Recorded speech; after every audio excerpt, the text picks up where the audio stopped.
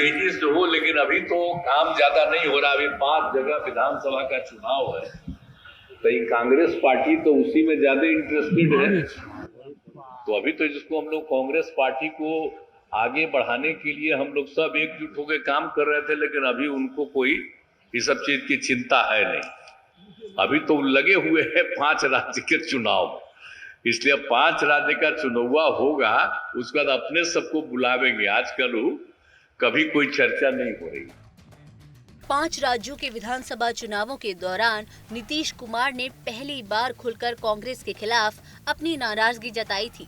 इसके बाद बीते शुक्रवार को उन्होंने जेडीयू की राष्ट्रीय कार्यकारिणी में ये कहते हुए कांग्रेस पर हमला बोला था कि वो उनके कामों की चर्चा नहीं करती। उन्होंने अपने भाषण में कहा था कि बिहार जाति जनगणना और आरक्षण का दायरा बढ़ाने के उनके ऐतिहासिक फैसले का कांग्रेस कहीं जिक्र नहीं कर रही।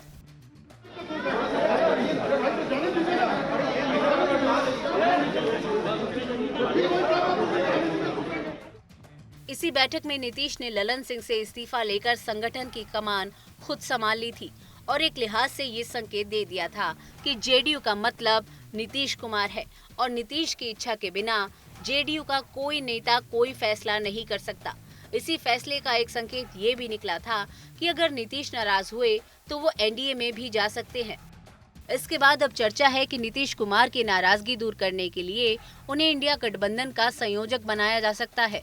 हालांकि इस बाबत कोई आधिकारिक फैसला नहीं हुआ है, लेकिन माना ये जा रहा है कि ऐसा हो सकता है। दरअसल इसकी कई वजह हैं। नीतीश कुमार इंडिया गठबंधन के मुख्य सूत्रधार में से एक है और नीतीश गठबंधन से छिटके तो पूरे गठबंधन की विश्वसनीयता खटाई में पड़ सकती है। विधानसभा चुनाव हारने के बाद कांग्रेस को एहसास हुआ है कि तमाम घटक दलों के बीच मतभेद का असर चुनावी नतीजों पर पड़ा है और लोगों में गठबंधन की क्रेडिबिलिटी भी कम हुई है। नीतीश ने विपक्षी नेताओं को एकजुट करने का काम किया है।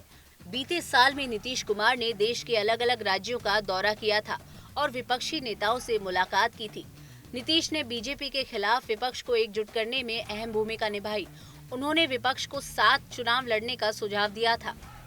कांग्रेस नीतीश की नाराजगी से ही नहीं, बल्कि बिहार में जेडीयू और आरजेडी के बीच बढ़ती खटास से भी बेचैन है।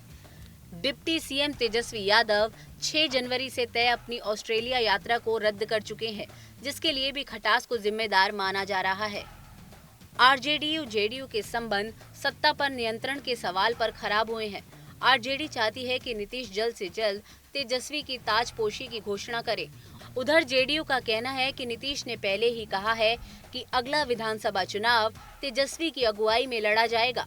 जाहिर तौर पर नीतीश सीएम की कुर्सी को साथ रखकर राष्ट्रीय राजनीति में किस्मत आजमाना चाहते हैं। नीतीश शुरुआत से संयोजक बनना चाहते हैं, क्योंकि संयोजक पद पर बैठा शख्स हर घटक दल के बड़े नेता से तमाम रणनीतियों पर लगातार बात करेगा और संपर्क में रहेगा और इस घनिष्ठता का फायदा उसे पीएम पद के नामों के चयन के दौरान मिल सकता है। माननीय नीतीश कुमार जी ने महागठबंधन बिहार में बनाया, गैर भाजपा दलों की एकजुटता स्थापित किया और वह इंडिया गठबंधन का स्वरूप लिया। बीच के दौर में मीटिंग का नहीं होना, चिंता भी व्यक्त किया और उस चिंता के आधार पर मीटिंग हुई और मीटिंग के कुछ नतीजे आए कि सीट शेयरिंग का मामला जल्द से जल्द स्पष्ट हो। मात्र 45 एमएलए की पार्टी, लेकिन राजनीति इनके इर्द गिर्द ही घूमते रहता है। अब ये तो आधिकारिक रूप से मुझे जानकारी नहीं है, वर्चुअल मीटिंग है, क्या है, नहीं है, क्या एजेंडा है, इसकी जानकारी नहीं है।